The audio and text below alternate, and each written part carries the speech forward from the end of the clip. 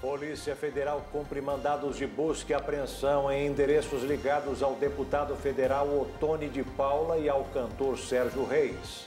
Bolsonaro protocola pedido de impeachment do ministro Alexandre de Moraes do Supremo Tribunal Federal. A AstraZeneca diz que teve resultados promissores com o medicamento contra a Covid. Israel vai vacinar professores e pessoas com mais de 40 anos com a terceira dose do imunizante da Pfizer. O Senado aprovou um projeto que determina o atendimento integral de pacientes com câncer no SUS. Presidente dos Estados Unidos diz que não pode garantir operação de retirada de Cabul, no Afeganistão. O símbolo dos Jogos Paralímpicos foi instalado hoje na Baía de Tóquio. Com 3 times brasileiros na semifinal da Libertadores, já tem torcedores fazendo as contas para assistir à grande final no Uruguai. Agora no Jornal das 22.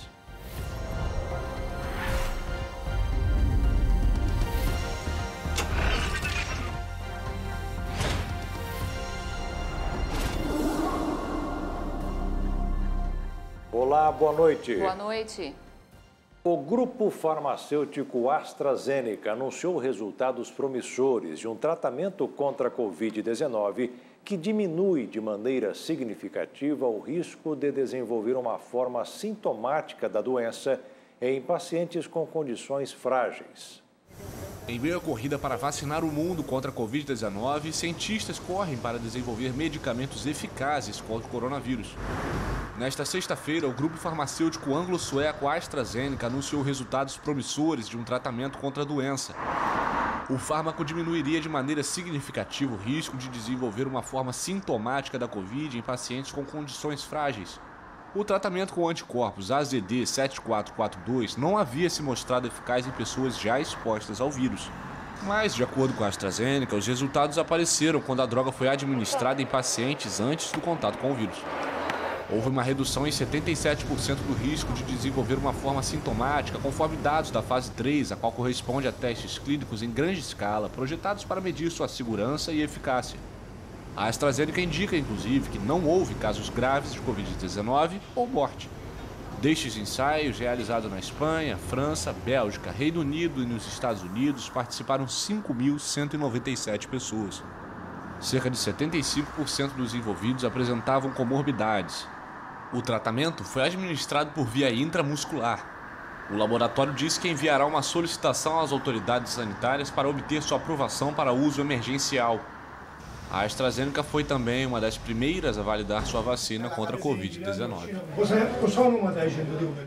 Cientistas brasileiros estudam os estímulos elétricos como forma de tratamento contra a Covid grave. A intenção é controlar a inflamação excessiva de pacientes hospitalizados. Cientistas brasileiros da Universidade de Harvard, nos Estados Unidos, e da Universidade 9 de Julho, em São Paulo, decidiram iniciar um estudo piloto para entender se a estimulação elétrica pode trazer benefícios aos pacientes com quadros mais severos da infecção pelo coronavírus. O sistema nervoso central tem um papel importante no controle da inflamação, que é um dos fatores por trás dos casos mais graves da Covid-19. Com isso, os pesquisadores buscam uma resposta anti-inflamatória não invasiva por meio dos estímulos elétricos. O nervo vago, um ramo do sistema nervoso que sai do cérebro e percorre o pescoço, o tórax e chega até o final do abdômen, faz a conexão com diversos órgãos e vísceras e é responsável por levar informações do cérebro para essas estruturas. E o sistema nervoso tem influência direta na imunidade ao influenciar na produção de hormônios e outras substâncias que afetam o comportamento e a ação das células de defesa. O equipamento que provoca os estímulos elétricos é comum em sessões de fisioterapia e é relativamente barato e fácil de transportar pelo hospital. O experimento conta com 20 voluntários no total e, caso os resultados sejam promissores, pode servir de base para outros estudos. 54.403.000 pessoas já estão totalmente imunizadas contra a Covid-19 no Brasil. E até esta sexta-feira, o país registra 175.855.893 doses aplicadas, segundo o levantamento da Universidade Rice. com informações das secretarias de saúde dos estados e do Distrito Federal. A Fiocruz entregou hoje mais 3.900.000 doses da vacina da AstraZeneca ao Programa Nacional de Imunizações. Com essa remessa, a Fundação Oswaldo Cruz já enviou 88 milhões de doses ao Ministério da Saúde. E a partir de segunda-feira, a cidade de São Paulo começa a vacinar adolescentes com mais de 12 anos de idade com comorbidades. Amanhã é dia de repescagem para aqueles que têm entre 16 e 17 anos. A cidade de São Paulo inicia a vacinação de pessoas com 12 anos ou mais com comorbidade, portadoras de deficiência, grávidas ou que deram à luz recentemente. Esses adolescentes devem apresentar um documento médico ou a certidão de nascimento do bebê para autorização da imunização. O prefeito Ricardo Nunes reforçou que todos os adolescentes devem estar acompanhados de um adulto responsável. Neste sábado, as AMAs realizam a repescagem para 16 e 17 anos com comorbidades. Este grupo conta com 48 mil adolescentes, sendo que apenas 3.800 se vacinaram até agora. Já em relação à xepa para a segunda dose, a Prefeitura de São Paulo informou que, a partir da semana que vem, a cidade vai reduzir o intervalo entre as doses da AstraZeneca e da Pfizer de 90 para 30 dias. Com isso, as pessoas que tiverem tomado a primeira dose há pelo menos um mês vão poder se inscrever nas UBSs da cidade. O secretário de Saúde, Edson Aparecido, informou que na capital já foram detectados 171 casos da variante Delta, sendo que na última semana 20 amostras foram sequenciadas e confirmadas. E no ranking de imunização mundial, segundo a Universidade de Oxford, mais de 4 bilhões e 880 milhões de unidades de vacinas contra a Covid já foram aplicadas. Entre os 5 países que mais vacinam, a China aparece na liderança, com 1 bilhão e 910 milhões de doses. A Índia, em segundo lugar, tem 566 milhões. Na sequência, os Estados Unidos aplicaram 359 milhões de doses. Em quarto lugar está o Brasil, que no levantamento de Oxford aparece com 173 milhões e 600 mil aplicações. E na quinta posição aparece o Japão, com 115 milhões de vacinas aplicadas. Morreu hoje, vítima da Covid-19, o ex-secretário de Saúde do Rio de Janeiro, Carlos Alberto Chaves. Ele estava internado no Hospital Naval Marcílio Dias, na zona norte da cidade. No dia 12 de julho, Chaves informou a jornalistas por mensagem que havia testado positivo para a doença. Ele estava em isolamento, sendo supervisionado pelo hospital, mas 3 dias depois precisou ser internado. Chaves foi o 4º gestor da pasta desde o início da pandemia, ficando à frente da saúde estadual entre setembro de 2020 e maio deste ano. Em 24 horas, o Brasil registrou 870 mortes por Covid e quase 34 mil novos casos, de acordo com o Ministério da Saúde. O país se aproxima dos 20 milhões de recuperados. Veja agora os números da pandemia. O mundo passou dos 210.224.000 casos confirmados e tem mais de 4.410.000 mortes. Os Estados Unidos são o país mais afetado pela pandemia e até esta sexta-feira romperam a barreira dos 37.436.000 diagnósticos e registram um total de 626.292 óbitos. A Índia se aproxima dos 32.359.000 contaminações. O Brasil tem mais de 20.528.000 testes positivos e registra 573.511 mortes. A França soma mais de 6.659.000 casos de Covid. E a Rússia ultrapassou a marca dos 6.613.000 diagnósticos. E veja a seguir: a polícia cumpre mandados nos endereços do deputado federal Ottoni de Paula e do cantor Sérgio Reis. E ainda, Bolsonaro envia ao Senado pedido de impeachment de Alexandre de Moraes.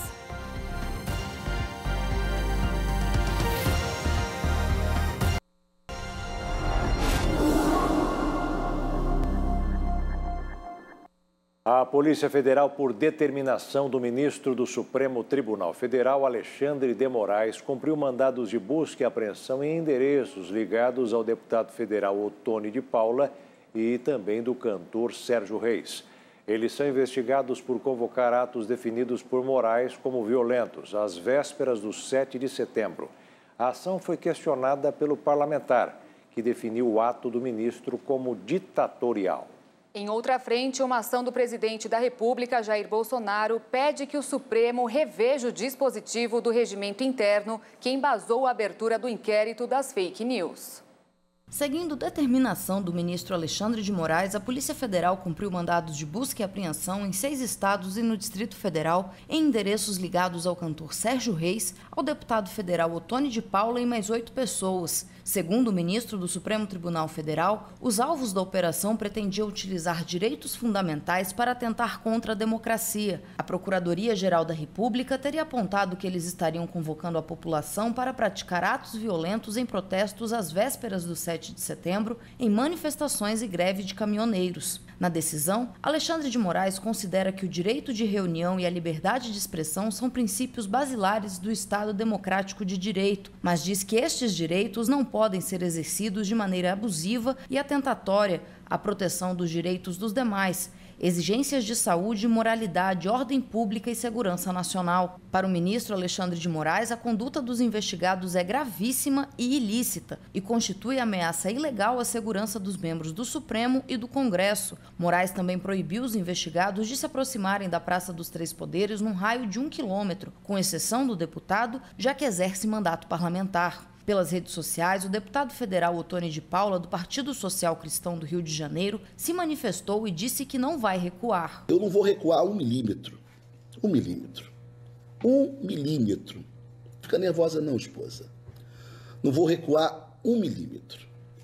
Dentro do que a democracia me permite, dentro do que a Constituição me permite, este deputado federal aqui, este cidadão brasileiro aqui, investido da autoridade parlamentar, não vai recuar 1 milímetro.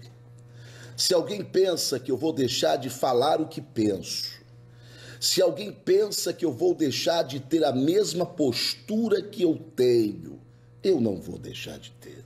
Não vou deixar de ter. Aí alguém poderá dizer: mas você acha que pode ser preso? Não. Eu não fiz nada para ser preso, ok? Claro que nós estamos vivendo em um estado de exceção no Brasil. O deputado também acusou Alexandre de Moraes de estar agindo como um ditador. O ministro Alexandre de Moraes, que tem tido um comportamento autoritário, né?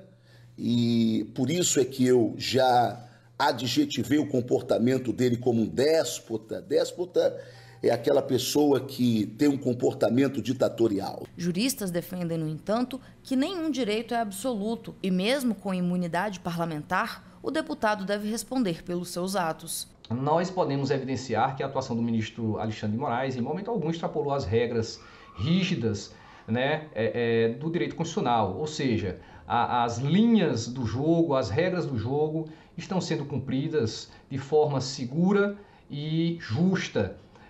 Da mesma forma, não observo em momento algum que a busca e apreensão na residência do deputado federal tenha afrontado ou violado a imunidade parlamentar. Não podemos compreender a inviolabilidade, novamente, como um direito absoluto. Não há direito absoluto previsto no texto constitucional. Inviolabilidade significa a intocabilidade, intangibilidade do parlamento quanto ao cometimento de crime ou contravenção. Quando um deputado federal ou senador da República agride outro poder de Estado, descumpre as linhas constitucionais, gerando instabilidade indesejada pelo constituinte originário e trazendo para si as responsabilidades por ultrapassar tais limites constitucionais.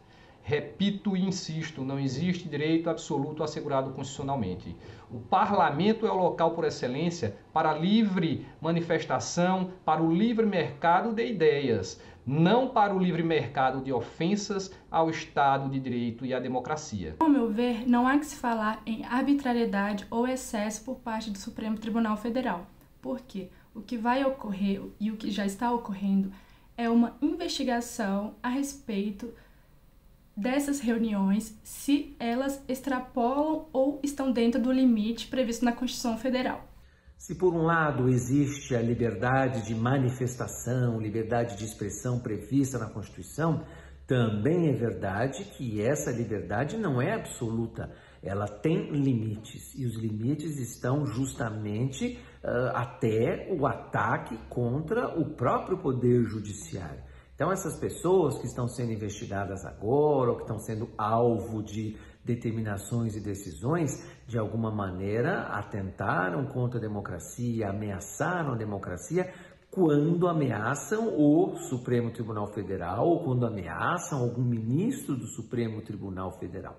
Agora, é importante lembrar, neste caso específico, dessas decisões recentes do ministro Alexandre de Moraes, que houve um pedido do Ministério Público, houve um pedido da Procuradoria-Geral da República. Então, não dá para dizer que o ministro Alexandre de Moraes decidiu de ofício, decidiu da cabeça dele. Não. Houve manifestação da Procuradoria-Geral da República neste sentido, e aí o ministro Alexandre de Moraes decidiu. Outra decisão do ministro Alexandre de Moraes, que provocou polêmica, mandou prender preventivamente o presidente do PTB, Roberto Jefferson, na semana passada. Ele é investigado num inquérito que apura a existência de organização criminosa para atentar contra a democracia e o Estado de Direito. Neste caso, Alexandre de Moraes disse que a Procuradoria-Geral da República não se posicionou sobre o pedido. Já a PGR informou que se manifestou na ação dentro do prazo e contra a prisão do presidente do partido. O PTB levou o caso à Corte Interamericana de Direitos Humanos por considerar a prisão uma arbitrariedade do Supremo. Em outra frente, o presidente da República, Jair Bolsonaro, através da Advocacia Geral da União, ingressou com uma ação no Supremo que questiona o dispositivo do regimento interno que embasou a abertura do inquérito das fake news. A AGU argumenta que a instauração de inquéritos de ofício pelo Supremo viola os princípios fundamentais da Constituição. A peça da Advocacia Geral da União, a que a reportagem da RIT TV teve acesso, diz que há ameaças de futuras violações, pois os atos não têm descritividade concreta. E tudo isso ocorre sob a condução de um único ministro que acumula inconciliáveis funções de supervisor dos direitos fundamentais e curador da atuação do Ministério Público. Afirma que a violação persistente dos direitos fundamentais dos acusados e que a omissão do Supremo em neutralizar esses atos. Diz ainda que a alteração regimental é dependente da iniciativa da Suprema Corte. Por isso, apenas ela pode reparar as violações constitucionais em andamento. O pedido será analisado pelo ministro Edson Fachin. E o presidente Jair Bolsonaro protocolou um pedido de impeachment contra o ministro do Supremo, Alexandre de Moraes. O pedido foi feito pelo Palácio do Planalto e entregue ao Senado. Não houve entrega formal da solicitação do pedido porque Bolsonaro e o presidente do Senado, Rodrigo Pacheco, não estão em Brasília. O pedido de 100 páginas foi assinado por Bolsonaro e pelo advogado-geral da União, Bruno Bianco. No documento, o presidente diz que não se pode tolerar medidas e decisões excepcionais de um ministro que, a pretexto de proteger o direito, vem ruindo com os pilares do Estado Democrático de Direito. Ele prometeu ao povo brasileiro proteger as liberdades individuais, mas vem, na prática, censurando jornalistas e cometendo abusos contra o presidente e contra cidadãos, que vem tendo seus bens apreendidos e suas liberdades de expressão e de pensamento tolhidas. Bolsonaro pede a destituição de Moraes e a inabilitação do ministro do STF para exercício de função pública por 8 anos. Em nota, o Supremo Tribunal Federal repudiou o pedido feito pelo presidente da República e manifestou total confiança na independência e imparcialidade de Alexandre de Moraes. O presidente do Senado, Rodrigo Pacheco, disse em uma entrevista agora há pouco que, a princípio, não vê fundamentos técnicos, jurídicos e políticos para o impeachment do ministro do STF. O governo brasileiro anunciou que vai enviar uma missão humanitária com equipamentos e insumos para ajudar na emergência causada pelo terremoto que devastou o sudoeste do Haiti e deixou mais de 2.000 mortos. A decisão do governo, tomada em coordenação com vários ministérios, prevê o envio de uma missão humanitária em resposta emergencial à tragédia causada pelo terremoto em 14 de agosto. Não foi especificado quantos efetivos farão parte do contingente. Uma equipe de especialistas e peritos em busca e resgate em estruturas urbanas colapsadas, além de kits de medicamentos doados pelo Ministério da Saúde, deve partir para Porto Príncipe na próxima semana, em uma aeronave da Força Aérea Brasileira.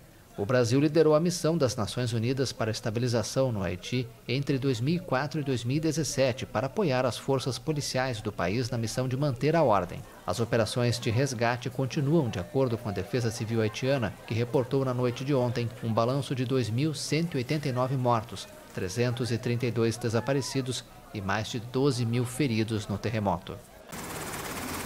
O lucro do mercado imobiliário mais do que dobrou de tamanho no segundo trimestre, confirmando a trajetória de recuperação do setor. Com a demanda aquecida, a maioria das incorporadoras foi capaz também de driblar o aumento nos custos dos insumos. Os preços dos imóveis também subiram.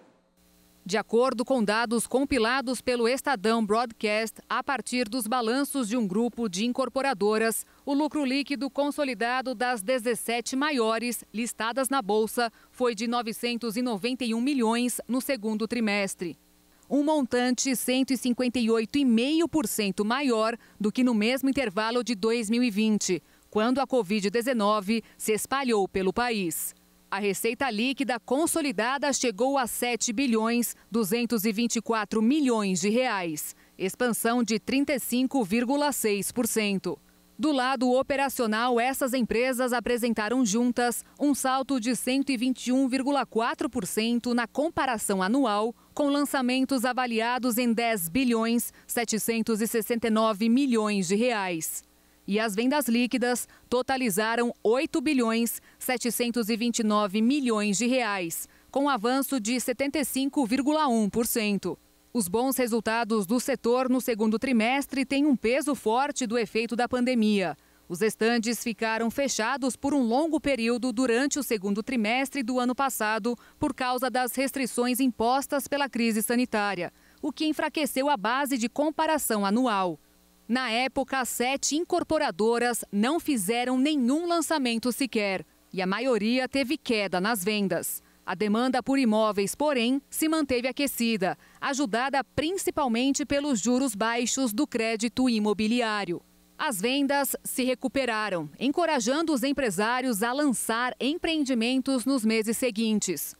O aquecimento do mercado influenciou os custos dos materiais de construção. E no acumulado dos últimos 12 meses, a inflação dos materiais medida pelo INCC bateu recorde de 17%, forçando as incorporadoras a subir o preço dos imóveis para não perder rentabilidade. Para analistas, a resposta dos consumidores aos reajustes de preços será determinante para o sucesso das incorporadoras. Segundo eles, as empresas que atendem o público de baixa renda terão um caminho mais difícil.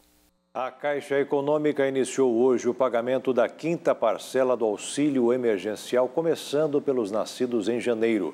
O saque para esse grupo vai ser liberado no dia 1º de setembro. Também receberão hoje a 5ª parcela os beneficiários que fazem parte do programa Bolsa Família e têm o número de identificação social Unis com final 3. O dólar fechou em queda nesta sexta-feira de 0,77%, com os investidores realizando lucros após a moeda norte-americana superar os R$ 5,47 no pico do pregão, quando se ressentiu mais claramente de expectativas de redução de estímulo pelo Federal Reserve e de ruídos domésticos. O valor cotado para a venda ficou em R$ 5,38. No acumulado da semana, a moeda norte-americana registrou alta de 2,58% e de 3,27% no mês. Agora, essa notícia sobre o ministro da Educação que divulgou hoje o resultado da lista de espera do programa Universidade para Todos, o ProUni, para o segundo semestre. Os candidatos selecionados devem acessar a plataforma do programa e comprovar as informações apresentadas entre os dias 23 e o dia 27 de agosto. Através do ProUni, estudantes podem ingressar em instituições privadas de ensino superior com bolsas parciais e integrais. O presidente Jair Bolsonaro sancionou a Lei de Diretrizes Orçamentárias para o ano que vem. De Brasília, Jaqueline Fonseca tem as informações. O presidente Jair Bolsonaro sancionou com vetos parciais a Lei de Diretrizes Orçamentárias para o ano que vem. O prazo para chancelar o texto terminaria nesta sexta-feira. A LDO define metas e estabelece diretrizes para a política fiscal da administração pública federal. Entre os vetos, o presidente decidiu impedir o aumento do fundo eleitoral e das despesas para ressarcimento de emissoras de rádio e TV para a inserção da propaganda partidária. O déficit previsto para 2022 é de 170 bilhões de reais para o orçamento e 4 bilhões para as estatais. Já o salário mínimo deve ser reajustado considerando a correção monetária e ficará em R$ 1.147. De Brasília, Jaqueline Fonseca. Um canal de rádio e televisão alemão informou que os talibãs mataram o parente de um jornalista que trabalhava para a emissora no Afeganistão. De acordo com uma publicação, os rebeldes foram até as casas de pelo menos 3 profissionais da imprensa que trabalham na rede europeia. Novas cenas de desespero no aeroporto. Os talibãs mataram a tiros o parente de um jornalista que trabalhava para a Deutsche Welle no Afeganistão e que era procurado pelos insurgentes. A informação foi divulgada nesta sexta-feira pelo canal público alemão em seu site. Outro familiar do jornalista, que não teve a identidade revelada e que está na Alemanha, ficou ferido. Vários integrantes da família conseguiram fugir enquanto os talibãs seguiam de porta em porta. O canal alemão informou que os talibãs compareceram às residências de pelo menos 3 jornalistas da emissora. A rede e outros meios de comunicação da Alemanha pediram ao governo de Berlim que atue rapidamente para ajudar seus funcionários afegãos.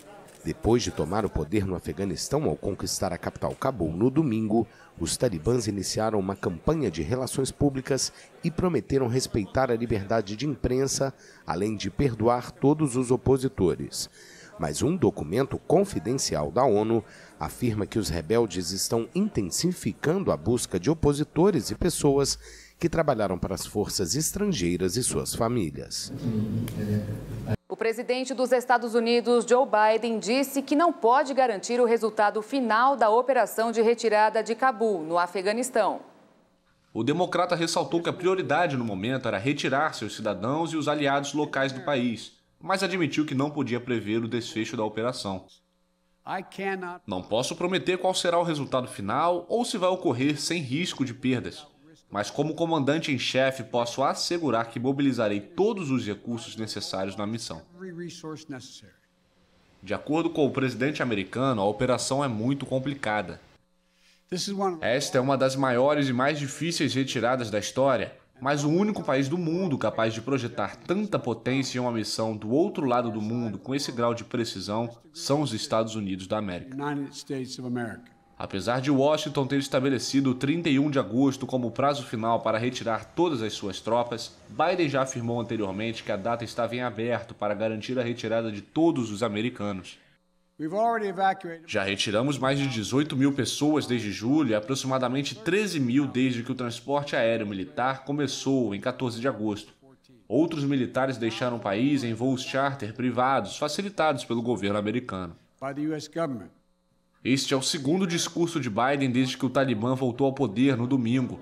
O governo dele vem sendo muito criticado por não ter previsto a velocidade do avanço do grupo fundamentalista pelo país até a capital Cabul. Cenas de caos e desespero correram o mundo com a volta dos talibãs 20 anos após a ocupação internacional. O grupo extremista é muito criticado por não respeitar os direitos humanos, principalmente na opressão às mulheres. Embaixadoras das Nações Unidas denunciaram violações dos direitos das mulheres no Afeganistão e destacaram que estão preocupadas com a segurança das cidadãs no país. Embaixadoras da ONU informaram que há relatos de ataques aos direitos das mulheres e meninas no Afeganistão. Elas pediram que o Conselho de Segurança da organização se una e expresse rejeição a esses ataques. O Conselho de Segurança deve insistir com todas as partes afegãs que a participação plena, igual e significativa das mulheres em qualquer novo governo seja uma condição não negociável. Todos nós ouvimos as supostas garantias do Talibã de que os direitos das mulheres e das meninas serão respeitados. O que ouvimos das mulheres no local não confirma isso. As embaixadoras também disseram que estão preocupadas com a segurança das mulheres. Os insurgentes são conhecidos por fazerem uma interpretação rígida da lei islâmica. Quando governaram o Afeganistão entre 1996 e 2001, as mulheres não podiam sair sem a companhia de um homem e eram obrigadas a usar a burca.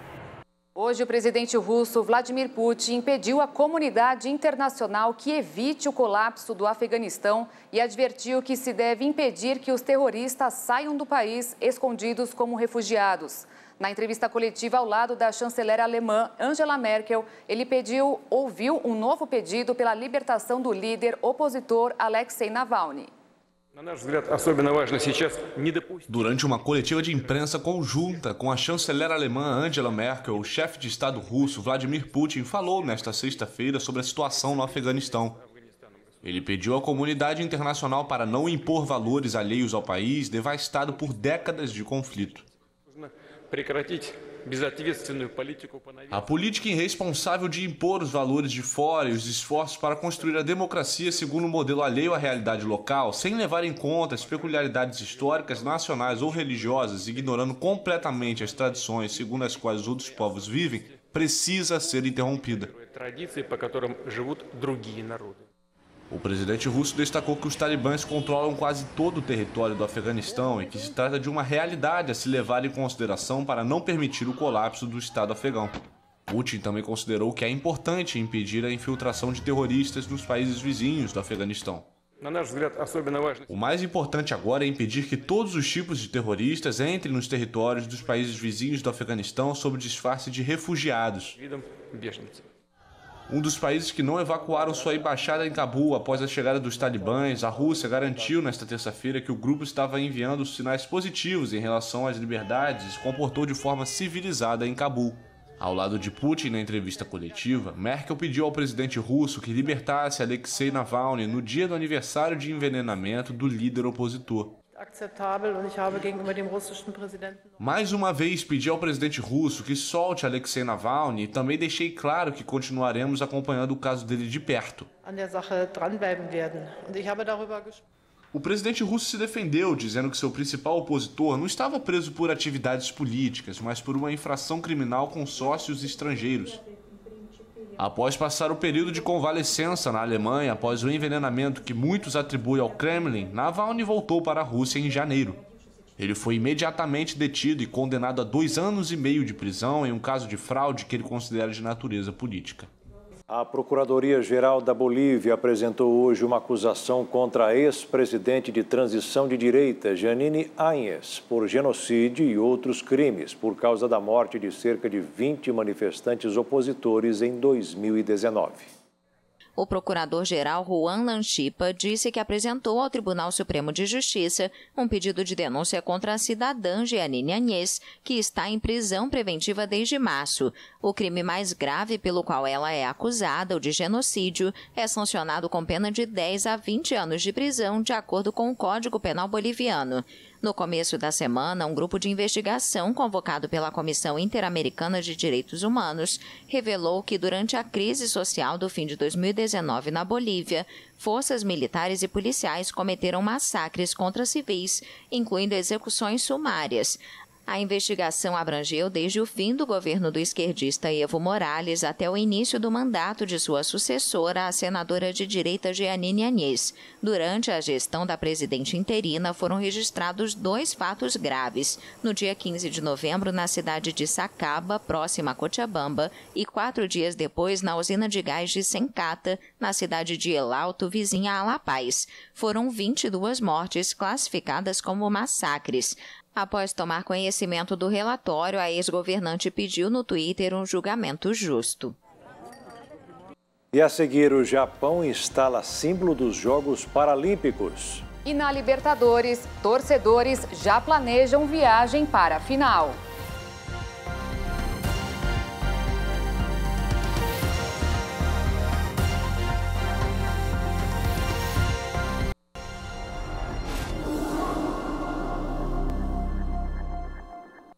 Astronautas chineses fizeram uma nova caminhada espacial na estação que está sendo construída pelo país. 3 pessoas fazem parte da mais longa missão espacial tripulada já realizada pela China. 2 astronautas chineses realizaram uma caminhada espacial para completar a montagem de um braço articulado da Tiangong, a estação chinesa que está sendo construída. As informações são da CMSA, a agência espacial encarregada dos voos tripulados. Esta é a 2ª caminhada espacial que acontece em 2 meses. O gigante asiático, que até agora colocou em órbita sondas na Lua e em Marte, tem um ambicioso programa espacial. 3 astronautas chineses decolaram em meados de junho do deserto de Gobi, localizado no noroeste da China. A nave espacial se acoplou ao Tianhe, o único dos 3 módulos da estação que já se encontra no espaço. Os 3 homens permanecerão em órbita por um período total de 3 meses, o que configura a mais longa missão espacial tripulada já realizada pelo país asiático. Esta foi a 3ª caminhada espacial dos astronautas chineses. A primeira aconteceu em 2008, transformando a China no 3º país a fazer um ser humano sair sozinho ao espaço, depois da extinta União Soviética e dos Estados Unidos. Os torcedores já começam a planejar a viagem para Montevidéu, no Uruguai, onde será o jogo final da Libertadores este ano e que contará com pelo menos um time brasileiro. Com a classificação do Atlético Mineiro, Flamengo e Palmeiras às semifinais da Copa Libertadores, o principal torneio continental terá na próxima fase 3 representantes brasileiros. Dessa forma, ao menos um deles estará na final, que ocorrerá em Montevidéu, no Uruguai, no dia 27 de novembro, no Estádio Centenário. Com a proximidade da decisão e o cenário favorável, torcedores brasileiros já se movimentam para garantir os seus lugares na 3ª final em jogo único e campo neutro do torneio. Com a liberação da presença de público por parte da Conmebol, o governo uruguaio já trabalhava em julho com a ideia de ter até 50% da capacidade na final, equivalente a 30 mil pessoas. Mas o torcedor que quiser se aventurar vai ter que preparar o bolso. Em consulta a alguns sites que oferecem passagens aéreas, os preços variam entre R$ 1.200 até R$ 6.500. As viagens de ônibus e de carro acabam se tornando mais viáveis, apesar do tempo de duração estimado em 2 dias. E começou hoje o revezamento da tocha das Paralimpíadas do Japão. As autoridades do país instalaram um grande símbolo dos Jogos Paralímpicos na Baía de Tóquio. O evento será realizado entre os dias 24 de agosto e 5 de setembro. A sede do governo metropolitano de Tóquio foi palco de celebrações nesta sexta-feira. É que os japoneses deram início aos rituais das Paralimpíadas de Tóquio 2020. As chamas do revezamento da tocha paralímpica, que correu 62 municípios da capital japonesa, formaram uma única chama. Na segunda-feira, o comitê organizador anunciou que os jogos vão ser disputados sem torcedores devido à crise sanitária da Covid-19. Também nessa sexta, as autoridades japonesas instalaram um gigante símbolo dos Jogos Paralímpicos na Baía de Tóquio. O evento vai ser realizado entre os dias 24 de agosto e 5 de setembro. A chama paralímpica chega a Tóquio no momento em que o país registra recordes de casos de Covid-19. O número de infecções diárias supera 25 mil a nível nacional e o número de pacientes em estado grave também bate recordes no arquipélago. A 4 dias da cerimônia de abertura dos Jogos Paralímpicos, o Japão vive a quinta e pior onda do novo coronavírus até o momento. O país não para de contabilizar novas infecções provocadas pela variante Delta, mais contagiosa. E agora um momento de reflexão. Na live das 15 horas, o pastor Josias Cruz disse que a fé, que é o que nos mantém em pé durante toda a vida, vai realizar depois da morte o maior de todos os milagres, que é a salvação. E não podemos fechar os ouvidos para as palavras de Jesus. Ai da pessoa que deixou de ouvir Jesus, que vai procurar, não vai ter. Coração vazio, não vai falar nada. E a boca que se cala, os ossos envelhecem, diz a Bíblia. Enquanto me calei, envelheceram os meus ossos. As pessoas estão caladas porque estão vazias de Deus. As que estão cheias estão se levantando, não aceitando outro tipo de resposta a não ser aquele que a Bíblia declara para ele, ser dele. E assim ela vai vencer. Então, a fé, ela te coloca de pé, a fé, ela te faz vencer o inferno. E para fecharmos aqui a nossa mensagem, primeira carta de João, deixa eu pegar aqui na Bíblia, 1 de João 5, versículo 4, João está quase no finalzinho da Bíblia, é fácil você achar. Primeira carta de João, capítulo 5, versículo 4. Porque todo o que é nascido de Deus vence o mundo. Glória a Deus. É nascido de Deus, vence o mundo. E esta é a vitória que vence o mundo, a nossa fé. Porque o nascido de Deus, ele tem prazer nas coisas de Deus. Ele ouve as palavras de Deus, ele põe em prática a palavra de Deus. Então, o que ele vai ter? Vitória. A vitória que vence o mundo é a fé. Você lembra como é que se adquire fé? De sorte que a fé é pelo ouvir. Não é por fechar os olhos, me dá fé, Jesus. É por ouvir. Para ouvir a palavra de Deus. Para ouvir Jesus. Você passou o dia todo hoje, você pegou na Bíblia, ou você diz, não, estava esperando a hora da live, maravilhoso. Mas tem o seu momento com Deus, peça para Deus, meu Deus, fala comigo. Revela-te ao meu coração, mostra-me a tua verdade. E Deus vai se mostrar. Bom, pessoal, só para fechar aqui um textozinho que falta aqui, portanto, a fé que fez e continua fazendo um povo vencedor nesse mundo é a fé sobrenatural que recebemos por ouvir a Deus através da sua palavra. Se Deus falou ao seu coração, não deixe nenhuma dúvida entrar. Simplesmente creia, pois o justo vive da fé. Não deixa nada separar você de algo que Deus já preparou para a sua vida. E o Jornal das 22 termina aqui. Obrigada pela sua companhia, um ótimo fim de noite e fim de semana para você. Se cuida e até segunda. Boa noite e fique na paz. Tchau.